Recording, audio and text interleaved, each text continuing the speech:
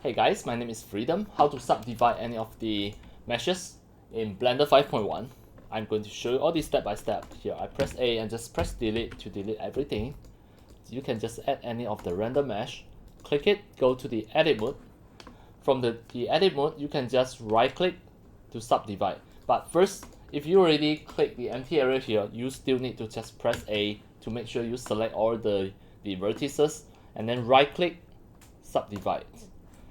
From the subdivide here, you can just drag the number of cards to add the number of cards. Then you can see it subdivide into more and more faces. The number of cards you still can adjust. Let's say I change it to 3 subdivides.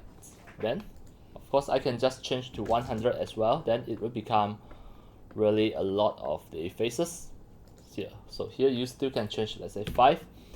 Alright, but once you already click the empty area, then you cannot reverse it anymore. The only way is just press Ctrl Z to undo, Ctrl Z again to undo everything, and right click the subdivide again.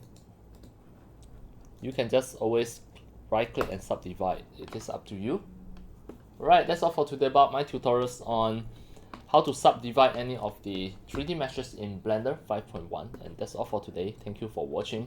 If you love my videos, tutorials and sharings, if you feel all these tutorials and sharings are very helpful to your 3D modeling, 3D animations and 3D game developing, you can subscribe to my YouTube channel and also turn on the mini bell and select all, so that when next time I publish a new videos, tutorials or sharings, you will receive a notification immediately. See you in my next video. Enjoy!